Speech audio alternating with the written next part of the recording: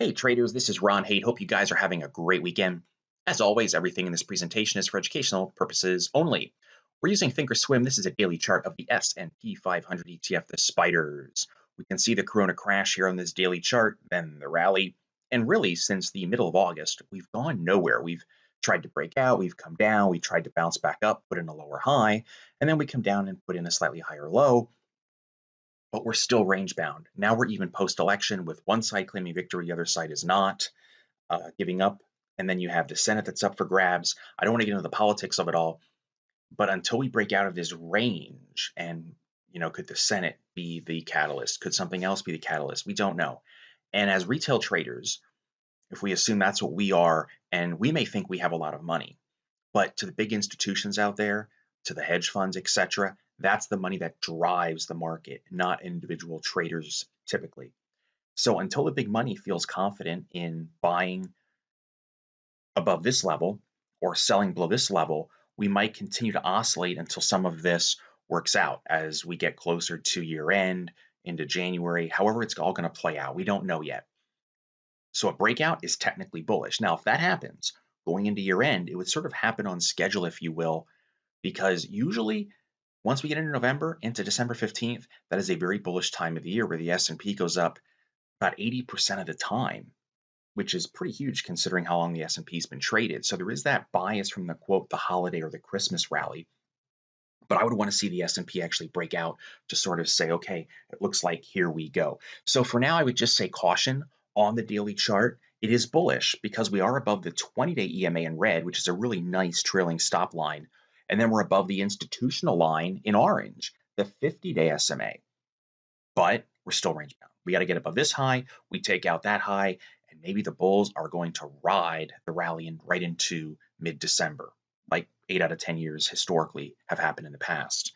Now, if we take a look at the Dow, how does it look? Sort of the same thing. You go back in here to August, we're pretty much right where we were. Now, we have not set new highs in the Dow like we did on the S&P, so let's go ahead and zoom in here. So what do we see? We have a high in September, right at the beginning of the month. We have a lower high in the middle of October, and so far we're hanging out here in the middle of November. So there's a high, lower high, lower high. Here's a low in late September, and there's a low in late October. Technically speaking, we are in a slight downtrending channel. But here too, I would just probably box it and say, hey, we really need to break out one way or the other. I personally would rather use the S&P as the guide, but all I'm saying here is the Dow is not diverging. It's not showing relative strength. If anything, it's showing a little bit of relative weakness still. Now let's go to the Qs. You can see their previous high was beginning of September. We have a low. Let's go ahead and zoom in. We have a lower high, and as of this past week, tech went up in a big way, but we have not taken out the previous high, which is interesting. Could Monday be the ticket? If it does, we then have to get above that high, which is 303.50. We do that, again, bullish right into the holiday season. We have about 5-6 weeks of typically an upward bias. Now, unlike the Dow, which was there was a high, we had a lower high and a lower high, and there was a low and a lower low. The Qs are not doing that. Here we have a high, lower high, pretty close to being equal, slightly lower, but look at the lows. The lows are higher. So it is diverging a little bit from the Dow. I would say this. I would go right back to the SPY if you ask me, what would I watch this week? We want a breakout. Above here bullish, below here bearish, and that's what I'm going to wait for from a technical perspective. If you look at the VIX, it crashed this past week after starting to surge, then it comes back down. I think the VIX is going to continue to be choppy as news continues to come out about the elections overall and what this one's doing or that one's doing. So we might see intraday volatility in the indexes where, hey, the S&P could be up 2-3% one day, down 2-3% the next. And then if you have that question, you say, well, geez, it's sort of like a hot potato game. I'm going to take you right back to this chart, forget everything, and I will say this. We need to break above here for the bulls to have a clear edge and say, look, the big money is pouring in. They've sucked up the overhead supply. They now want to buy going into the end of the days instead of maybe selling. If we get below here, then the bulls are becoming fearful. They want to take some profits maybe going into year end, and the bears get the upper hand. So the 2 points to watch. You can even set alerts. The first alert I would put at that intraday high, which is what, 354, and then another one at 358. For the lows, I would come down here and just say about 320, 321. So until we get out of there, it's just back and forth action. Now, individual stocks, sure, they can be really bullish or bearish, but this is your broad index. Now let's take a look at the transport before we jump into some individuals. They are interesting in the sense that that could be a head, left shoulder here, and what could be forming right now is a right shoulder. And the recent break, if you look at what is that, 1027 to 1028, we gapped below the 50-day, the 50-day in orange, closed, let's zoom in again, closed at the lows of the day. This was not good if you were a bull on the transports. Your volume picked up pretty much too. It wasn't like it was a light volume day, it was pretty solid. And then we reversed right back up. The neckline could be ballpark around 193, 194. If I was trading the transports or transport related stock, I'd put an alert there just to make sure I don't forget about it. But a head and shoulders is in play here. However, if it takes out the high, bulls have the edge. Again, keep an eye on the S&P. You're going to keep hearing me say that. How about the semis? Up, up, and away. They got below their 50-day on the 28th of October, and all of a sudden, we're at all-time highs. And they are buying this thing into the close. They are closing at the highs. This is a very bullish for SMH. Now, how about FFIV? We talked about this one a while ago, having bullish seasonality on around its earnings report. Well, look, here was the earnings report. The stock goes from a close of around, what, 125-ish, 126, and then you get as high as 139. You come back and close at 136. Look how it hits the red line. Remember I said that's a really nice day-to-day trailing stop, the 20-day EMA, and all of a sudden now you're at 144. You are now at the gap.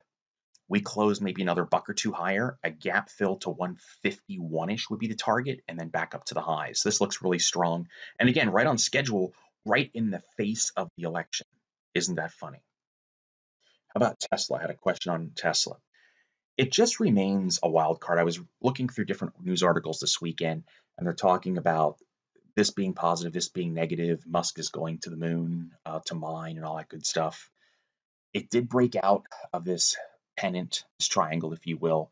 We came back down and tested it. Then you broke the 50-day, which violates the pennant triangle, violates the 50-day institutional line, and now you're back above it. Well, your guess is as good as mine. This is definitely a hot potato stock. I could now take these lines, and that's the funny thing about technical analysis. You can almost make it do whatever you want it to if you keep manipulating the data. And I can do something like this and say, okay, maybe now we're an elongated pennant, etc. Hey, above the 50 is bullish and orange, below the 50 is bearish, and sometimes it works and sometimes it doesn't. So for something like Tesla, I guess you got to understand what you're trading. It is a highly volatile stock and does not conform often to standard technical analysis. So it's hard to, if you will, put a number on it. Where is it? Where is it headed? Here is Apple. It had the bearish engulfing here. We had the 4-to-1 stock split, came down, came up, came down. I would call Apple somewhat range bound. You got to get above this high for the bulls to truly feel confident, because that would be overhead supply. This gap up and immediate reversal, what this tells me is there was a lot of exuberance. The moment we closed at 10/12, October 12th, we could have had a run at that target. And it was the gap up breakout, the euphoria, and they quickly sold it. That shows you trader sentiment that at that time. They were not willing to buy Apple right now. They brought it back down. Now they're pushing it back up. So you have, here's a low, there's a higher low, but here's the high you have to get over. So because we're above the 50-day, this area around 125 is the target. It's only about $6.50 higher. You break that, then we go to the top of that bearish engulfing pattern. Right now, yes, Apple's bullish on the daily chart because we're above the 50-day institutional line in orange, but I would just say caution, neutral. I don't think it's great reward to risk because, frankly, you're right in the middle of this swing high and this swing low. And I get asked this a lot too. Why are they called swing highs and swing lows? They were swing points where the bulls came in, they were swinging higher, bears came in, overtook the bulls, and then they swung it down. So they're turning points, if you will. We need to get over that area now to suck up that overhead supply, because anybody that bought there, they were instantly wrong. So if this gets back up into here, these people will often sell. They can sell. And when you soak up that extra selling, then it gives you more of a free shot to get up here.